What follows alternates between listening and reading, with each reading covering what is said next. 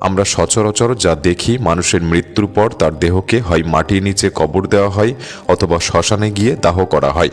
কিন্তু আপনি কি জানেন এই পৃথিবীতে এমন এক কবরস্থান রয়েছে যেখানে মৃতদেহকে মাটির অন্ধকারে লুকিয়ে রাখা হয় না, বরং মাটির উপরেই একটি স্বচ্ছ কাচের বাক্সে সংরক্ষণ করা হয়, যেন জীবিত মানুষ প্রতিদিন তাদেরকে দেখতে পারে। ভাবুন তো, আপনার চোখের সামনেই যদি যুগের পর যুগ শুয়ে থাকে আপনার মৃত পূর্বপুরুষ, কেমন হবে সেই অনুভূতি। আবার পৃথিবীর কোনো এক প্রান্তে এমন অদ্ভুত রীতিও আছে যেখানে প্রতি বছর মৃত প্রিয়জনদের কফিন থেকে বের করে আনা হয়। এরপর তাদেরকে নতুন জামা কাপড় পরিয়ে তাদের সাথে নাচ গান করা হয় এবং ছবিও তোলা হয়। শুনতে অবিশ্বাস্য লাগলেও এটাই সত্যি। এখানেই শেষ নয়, এমন এক কবরস্থানও আছে যেখানে মানুষের লাশ মাটির বুকে নয় বরং তুলে দেওয়া হয় শিকারী পাখিদের মুখে। হ্যাঁ, ঠিকই শুনেছেন, যেখানে মৃতদেহ চিল শকুনের খাদ্য হিসেবে ব্যবহৃত হয়। কিন্তু আপনি কি ভেবে দেখেছেন এমনটা তারা কেন করে? কেন মানুষের শরীরকে এভাবে ছিঁড়ে খেতে দেওয়া হয়? এটা কি শুধুই নিষ্ঠুরতা, নাকি এর পেছনে লুকিয়ে আছে গভীর কোনো ধর্মীয় বিশ্বাস? আজকের এই ভিডিওতে আমরা জানব পৃথিবীর এমনই কিছু লোমহর্ষক এবং অদ্ভুত শেষকৃত্যের কথা। Glass coffin graves. চীনের কিছু দুর্গম পাহাড়ি এলাকায় আজও এমন কিছু কবরস্থান রয়েছে যেখানে মৃত ব্যক্তিকে মাটির নিচে কবর দেওয়া হয় না। এখানে মৃতদেহগুলিকে রাখা হয় স্বচ্ছ কাচের কফিনের ভেতর, যাতে মৃত্যুর পরও তাদের মুখমণ্ডল পৃথিবী থেকে বিচ্ছিন্ন না হয়ে যায়। আপনি যখন এই সমাধিক্ষেত্রের মাঝ দিয়ে হেঁটে যাবেন তখন শুধু নিথর কবর আপনার চোখে পড়বে না, বরং মনে হবে কফিনের ভেতর থেকে মৃতদেহগুলি সরাসরি আপনার চোখের দিকে তাকিয়ে আছে। এই অদ্ভুত প্রথার পেছনে লুকিয়ে আছে এক গভীর বিশ্বাস। স্থানীয়দের ধারণা, যতক্ষণ মৃতদেহটি মানুষের চোখের সামনে দৃশ্যমান থাকবে এর ফলে মৃতের আত্মা শান্তিতে থাকবে। তবে এই কাচের কফিনের সবচেয়ে অস্বস্তিকর দিক হলো সময়ের নিষ্ঠুর ছাপ। প্রকৃতি এখানে নীরবে তার কাজ করে চলে। চামড়ার রং ধীরে ধীরে বদলাতে থাকে, মুখমণ্ডল কুঁকড়ে যায় এবং চোখের কোটরগুলি গর্তের ভেতরে ঢুকে যায়। আর এই সমস্ত বিভীষিকাময় দৃশ্য কাচের পর্দার ওপাশ থেকে একদম পরিষ্কার দেখা যায়। এখানে মৃত্যু কোনো এক মুহূর্তের ঘটনা নয়, বরং চোখের সামনে ঘটতে থাকা এক দীর্ঘ প্রক্রিয়া। এই কাচের কফিনগুলি দেখে গা শিউরে ওঠার আসল কারণ কিন্তু মৃত দেহ নয়, বরং মৃত্যুর এই নির্মম দৃশ্যটা। এখানে জীবিত এবং মৃতের মাঝখানে ব্যবধান তৈরি করে শুধু একটি পাতলা কাচের দেওয়াল। Toraja cliff graves. ইন্দোনেশিয়ার সুলাওসি দ্বীপের তোরাজা উপজাতির কাছে মৃত্যু মানেই বিদায় নয়।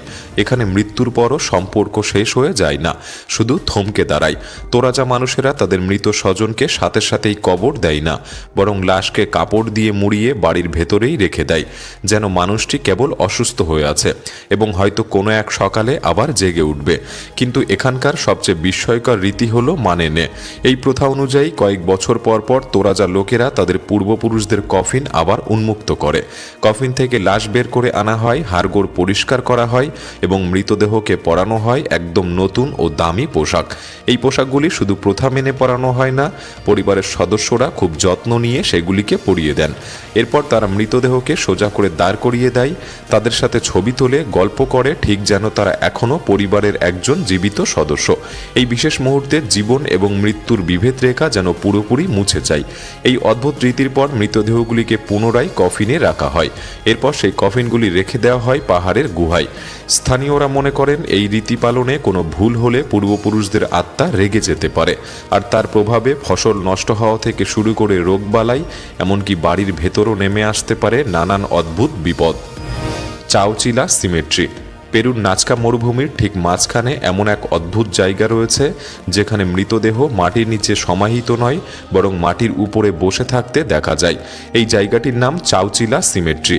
এটি দেখে কোনো সাধারণ কবরস্থান মনে হয় না, বরং মনে হয় যেন এক উন্মুক্ত প্রদর্শনী বা ওপেন এক্সিবিশন।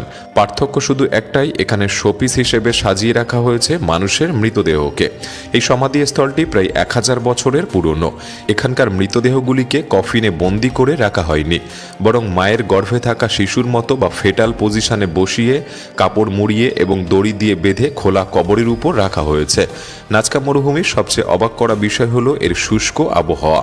এখানকার বাতাসে আর্দ্রতা বা ময়েশ্চার নেই বললেই চলে, আর ঠিক এই কারণেই মৃতদেহগুলি প্রাকৃতিকভাবেই মমিতে পরিণত হয়েছে। হ্যাঙ্গিং কফিন অফ সাদাগা। ফিলিপাইনের সাদাগা পর্বতমালায় আপনি যখন উপরের দিকে তাকাবেন তখন কেবল পাহাড়ই চোখে পড়বে না, বরং বাতাসে দুলতে থাকা মানুষের মৃতদেহ আপনার নজরে আসবে। এখানে মৃতদেহকে মাটির নিচে সমাহিত করা হয় না, বরং খাড়া পাহাড়ের গায়ে ঝুলিয়ে রাখা হয়। এই অদ্ভুত প্রথাটি হ্যাঙ্গিং কফিনস বা ঝুলন্ত কফিন নামেই পরিচিত। স্থানীয় ইগোরর উপজাতিরা বিশ্বাস করেন যে মৃতদেহকে যত উপরে রাখা হবে তার আত্মা তত দ্রুত স্বর্গের কাছাকাছি পৌঁছাতে পারবে। আর ঠিক এই কারণেই মৃতদেহগুলিকে পাহাড়ের খাঁজে ঝুলিয়ে দেওয়া হয়। অবাক করা বিষয় হলো এখানকার বয়স্ক মানুষেরা মৃত্যুর আগেই নিজেদের কফিন নিজেরাই তৈরি করে রাখেন। তবে সবচেয়ে শিউরে ওঠার মতো ব্যাপার হলো এই কফিনগুলি আকারে অত্যন্ত ছোট। মৃতদেহকে রীতিমতো জোর খাটিয়ে দুমড়ে মুচড়ে এই ছোট বাক্সে ঢোকানো হয়। এমনকি অনেক সময় হাড় ভাঙার মতো মর্মর শব্দও শোনা যায়। আজও সেই খাড়া পাহাড় বা ক্লিফের নিচে ছড়িয়ে ছিটিয়ে থাকা অসংখ্য মানুষের হাড়গোড় দেখতে পাওয়া যায়, যেন পাহাড় নিজেই সেই মৃতদেহকে প্রত্যাখ্যান করেছে। Sky burial grounds. তিব্বতের বরফ ঢাকা পাহাড়ের বুকে এমন এক জায়গা রয়েছে যেখানে মানুষ মারা যাওয়ার পর তার ভাগ্যে মাটি বা আগুন জোটে না। এখানে মৃতদেহকে কবর দেওয়া হয় না, বরং সঁপে দেওয়া হয় সরাসরি আকাশের হাতে। এই প্রথাকেই বলা হয় স্কাই বিউরিয়াল বা আকাশ সমাধি। এই প্রক্রিয়াটি শুনতে যতটা আধ্যাত্মিক মনে হয়, চাক্ষুষ করাটাও ঠিক ততটাই অস্বস্তিকর এবং নির্মম। যখন কোনো মানুষ মারা যায় তখন তার মৃতদেহকে একটি নির্দিষ্ট স্থানে নিয়ে যাওয়া হয়, পাহাড়ের একেবারে চূড়ায় খোলা আকাশের নিচে। সেখানে উপস্থিত হয় তিব্বতী বৌদ্ধ ধর্মগুরু বা অন্যান্য ধর্মীয় ব্যক্তিরা। তারপর বিশেষ প্রশিক্ষিত ব্যক্তিরা পাথরের অস্ত্র দিয়ে মৃতদেহ টুকরো টুকরো করে কেটে ফেলে, হাড়গুলি পর্যন্ত থেতলে গুঁড়ো করে ফেলে। দেহের সমস্ত অংশ ছড়িয়ে ছিটিয়ে দেওয়া হয়, আর কিছুক্ষণের মধ্যেই আকাশ থেকে নেমে আসে শত শত শকুনের দল। মাত্র কয়েক মিনিটের মধ্যেই সেই মৃতদেহটিকে শকুনেরা সম্পূর্ণরূপে গ্রাস করে ফেলে। অবশিষ্ট থাকে শুধু রক্তের কয়েক ফোঁটা, কিছু ছোটখাটো হাড়ের টুকরো।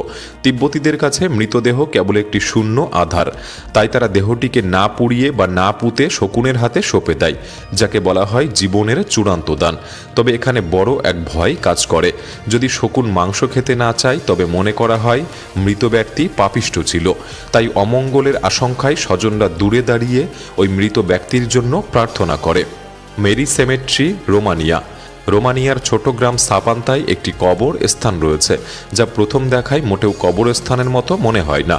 এখানে নেই কালো পাথরের সমাধি, নেই শোকের আবহ, বরং চোখে পড়ে রঙিন কাঠের ক্রুশ, কার্টুনের মতো আঁকা ছবি, আর তার উপর খোদাই করা জীবনের নানা সত্যি ঘটনা। এই স্থানের নাম মেরি সেমেট্রি বা প্রফুল্ল কবরস্থান। কিন্তু নাম যতটা প্রফুল্ল, এর ভেতরের সত্য ততটাই বিচলিতকর।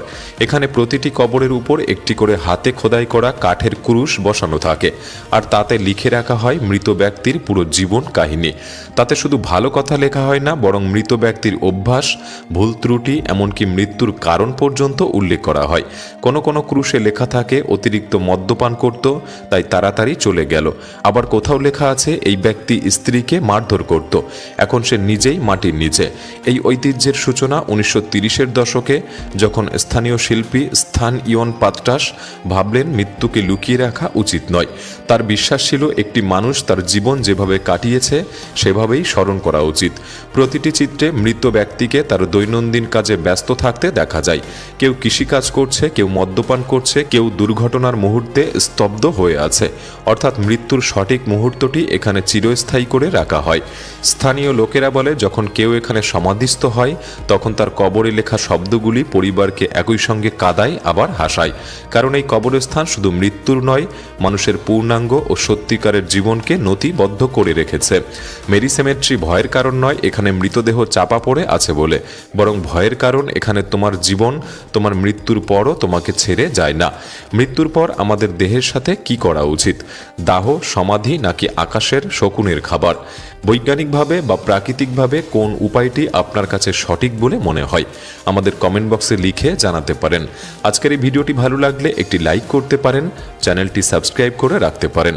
তাহলে দেখা হচ্ছে পরবর্তী নতুন একটি এপিসোডে। ধন্যবাদ।